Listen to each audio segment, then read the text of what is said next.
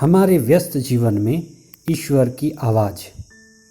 सभी जो पीला है और चमकीला होता है सोना नहीं होता। असली सोना को आग की भट्ठी में तपाकर पता लगाया जाता है। सोने को भी परखना पड़ता है। उसी तरह के असली, सच्चे तथा झूठे नबी भी आते रहे हैं। वे लोगों को ईश्वर के नाम पर कभी भटकाते तथा चिन्ह, चमत्कार और चंगाई का सहारा लेकर धार्मिक समुदाय को अपने स्वार्थ के लिए बांटते हैं, जिससे धार्मिक समुदाय में विभाजन होता है और कभी कभी हिंसा तक की नौबत आती है। आज हम इस विषय पर चिंतन करें कि हम कैसे सच्चे और झूठे नबियों की पहचान करें और उनका सहारा लें या उनसे बचें। 12वां सामान्य सप्ताह 23 जून 2021 बुधवार। पहला पाठ उत्पत्ति ग्रंथ अध्याय 15 पद संख्याएं 1 से 12 तथा 17 और 18। संत मत्ती का सुसमाचार अध्याय 7 पद संख्याएं 15 से 20 तक। किसी भी व्यक्ति को परखना हो तो उसका बाहरी रूप, रंग, पहरावा और दिखावा को देखना काफी नहीं है। व्यक्ति की इंद्रिय, उसके सोच, विचार व प्रस्तुति, परफॉर्मेंस की कोई एक सीमा नहीं होती। वह बदलता रहता है। उससे व्यक्ति की पहचान नहीं हो सकती। सच्चे नबी में जो सर्वोत्तम है वह है पवित्र आत्मा की उपस्थिति और पवित्र आत्मा के फल जो नबी में प्रकट होते हैं। नबी हमेशा मुक्ति की दिशा में कार्य करता है। इसलिए हमें यह पता लगाना है कि उसके केंद्र में कौन है, ईश्वर है या संसार है, आत्मा है या शरीर है, उसके जीवन में आत्मा का फल है या शरीर का फल है। सुसमाचार के मुख्य अंश। ईसा ने कहा, झूठे नबियों से सावधान रहो। वे भेड़ों के भेष में तुम्हारे पास आते हैं, किंतु वे भीतर से खूंखार भेड़िए हैं। उनके फलों से तुम उन्हें पहचान जाओगे। क्या लोग कांटीली झाड़ी से अंगूर या ऊंट कटारों से अंजीर तोड़ते हैं? इस तरह हर अच्छा पेड़ अच्छे फल देता है और बुरा पेड़ बुरे फल देता है। अच्छा पेड़ बुरा फल नहीं दे सकता और ना बुरा पेड़ अच्छा फल। जो पेड़ अच्छा फल नहीं देता उसे काट कर आग में झोंक दिया जाता है। ईश्वर सभी सभ्यता और युगों में अलग अलग समय में लोगों के मार्गदर्शन और अगुवाई करने के लिए धार्मिक नेताओं, न्यायकर्ताओं और नबियों को भेजता रहा है। ईश्वर उन्हीं लोगों के द्वारा अपनी योजनाएं पूरी करता है।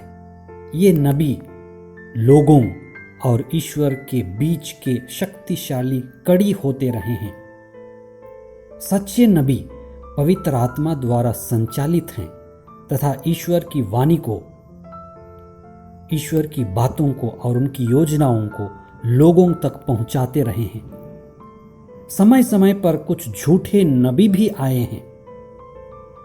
कई बार वे चिन्ह और चमत्कार का गलत प्रयोग कर अपने स्वार्थ के लिए काम करते हैं, अपने नाम के लिए, धन इकट्ठा करने के लिए और लोगों को बांटने के लिए।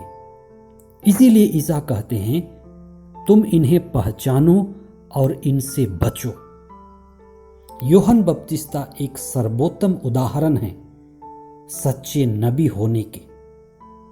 सच्चे नबी वे हैं जो पवित्र आत्मा से पूर्ण होते हैं, हमेशा मुक्ति की दिशा में कार्य करते हैं।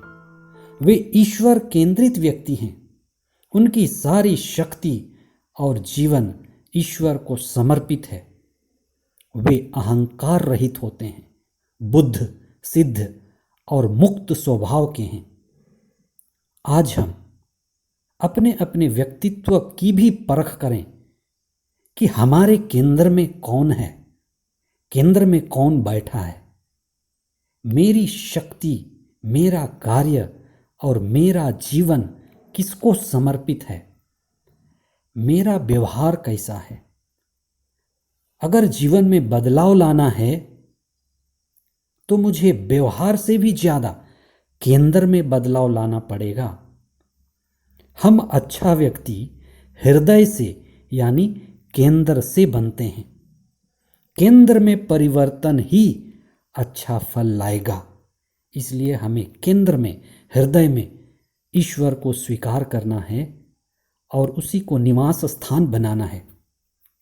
जब हम ईश्वर पर पूर्ण विश्वास के साथ ईश्वर को अपना जीवन समर्पित करते हैं तो ईश्वर हमें वे सभी चीज़ें प्रदान करते हैं जो हमारे लिए अति आवश्यक हैं। ईश्वर जानता है कि हमें क्या चाहिए। ईश्वर इब्राहिम से कहते हैं कि इब्राहिम तू अनजान स्थान में है और मैं तुम्हारा रक्षक हूँ, मैं तुम्हारा ढाल हूँ और मैं तुम्हें पुत्र प्रदान करूँगा। क्योंकि इब्राहिम को पुत्र की सबसे ज़रूरत थी। कई बार ईश्वर हमें प्रतीक्षा कराता है। आप हिम्मत न हारें, प्रार्थना में विनम्रता के साथ प्रतीक्षा करें। ईश्वर बार बार हमें आश्चर्यचकित करता है। कुछ समय मौन हो जाएं, उनके महान कार्यों को देखें और आश्चर्यचकित होते हुए विश्वास में बढ़ें।